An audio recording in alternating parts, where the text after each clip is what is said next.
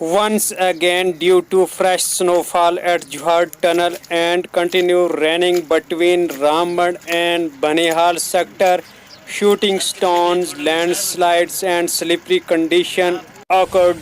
Srinagar Jammu National Highway has been closed for vehicular movement. Clearance work going on.